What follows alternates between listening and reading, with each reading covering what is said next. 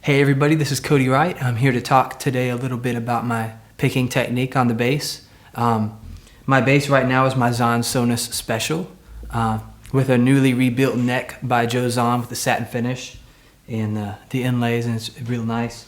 And it's got the Bartolini multi-coil pickups. And I'm using a Vanderkley Aurora and two 112 MNT cabinets as my rig right now. And I've tried a lot of different things, and for my style and approach coming from being a guitar player, this is the rig that I'm the happiest with right now. I really love the responsiveness of this thing, the bass and the amp. And it's really important, before I even get started on technique, it's really important to try different kinds of picks, different kinds of basses, and different kinds of amps to get your sound together.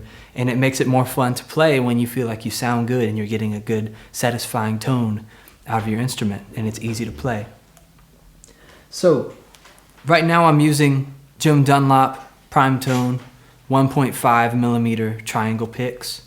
I used to use the Andrea picks, and they have an entirely different tone, and it's all a matter of preference. But as soon as I started playing with these, you can test the tone of a pick by dropping it on a surface. And when you do that, some picks will sound like a piece of plastic, and some picks might sound like glass or more brilliant. And that really factors into your playing and your sound through your amp too.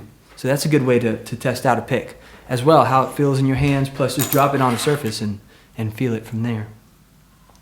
So I like to hold my pick with just a little bit of it showing on the edge there. And I like to use these triangle picks because if I use a teardrop pick while I'm playing, it might slip a little bit. I'm doing all this stuff and it might slip and it might go to an edge that's not as consistent to the rest of the pick. But with the triangle pick, they're all the same. The edges are all consistent to one another, so if it slips a little bit, I can just move it over a little more and then I have an equal side to play on. So that's important for me with using a triangle pick. And also the triangular edge makes it to where when I'm soloing I can get a little more clarity and speed out of it. But the tone is totally different too. So it's just a matter of finding what's right for you. So next, after we kind of get down how we're holding the pick and get a good grip on it, it's a matter of applying that to putting your hand on the strings and on the bass. Basically, the goal is to get it as effortless as possible. So a good thing to do is work without even thinking about the left hand. Work on maybe a 4-note pattern per string when you're first starting out with the pick. And what you want to do when you're doing that is just to get your hand relaxed and your whole arm and really your whole body relaxed. So you'll be doing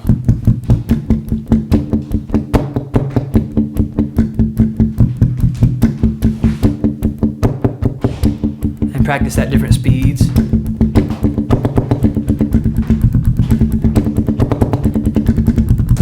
And practice at different speeds and different velocities.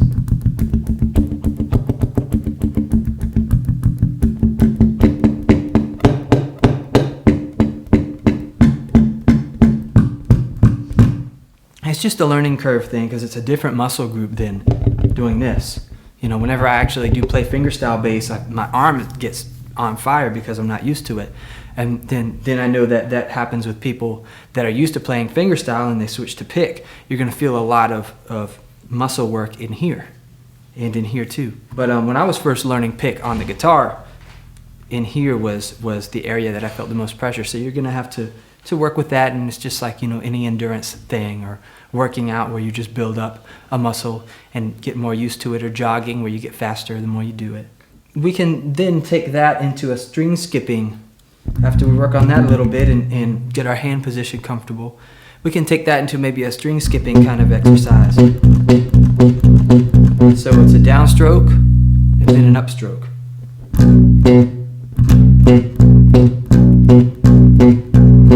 And that's in the key of B right now. Just downstroke, upstroke. And then we can move that around and have fun with that, that same kind of technique can be the basis for any kind of funky riff that we want to do. So, and then move that to the A and the G string. And then you can even work on doing, you know, sort of like a double stop sort of thing, where you're going from the E string to the G string.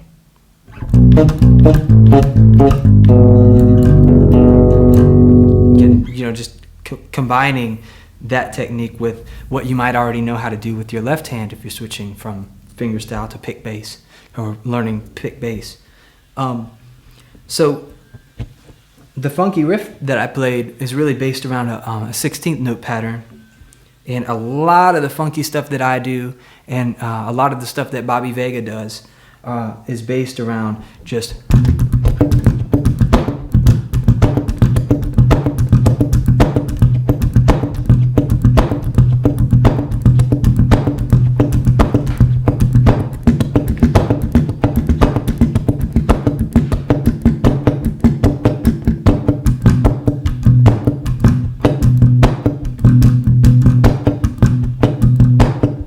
So I'm thinking about really the whole 16th pattern. If you don't take away any notes in it, what I'm thinking of is sort of a drummer that is doing, you know, on the hi-hat. That's kind of how I'm feeling that as I'm thinking of it, you know.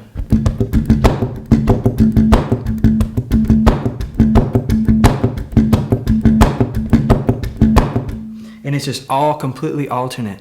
And the goal is to get into a rhythm where you can just alternate all of your strokes without thinking about it, and it just becomes, you know, really very automatic for you and very flowing and natural for you. And so when I do that, I can lift my hand up and I can take away any extra notes that I don't want. So, as opposed to,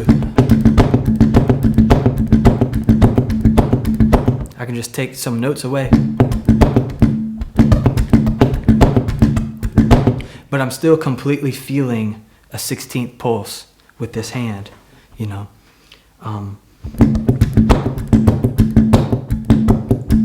But the goal is just to get it to be a very natural motion for you, just to go up and down.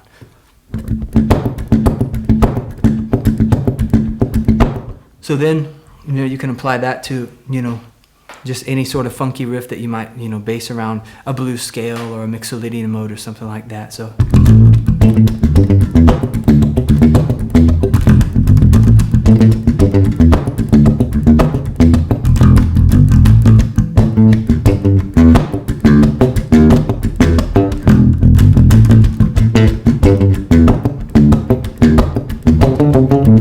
You know, something like that. So the notes aren't that difficult.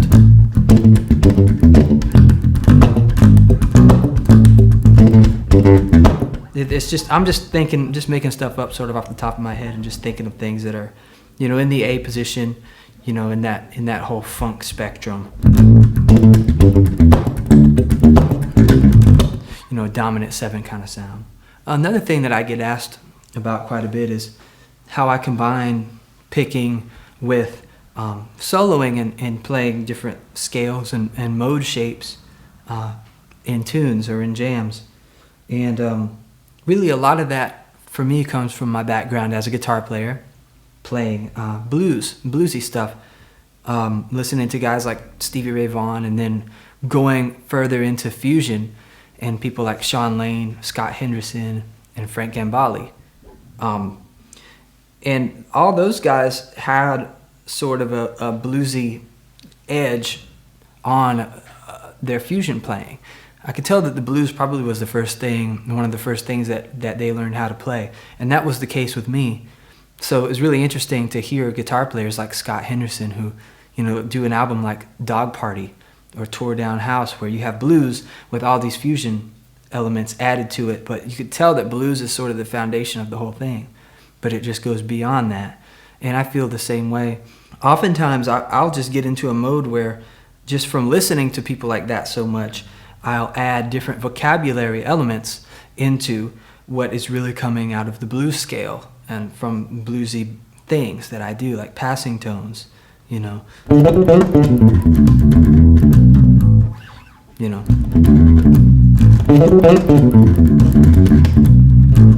So, picking wise,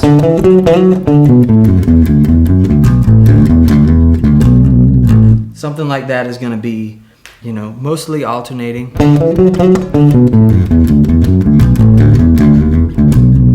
Actually, it's completely alternating. So it's starting on the downstroke.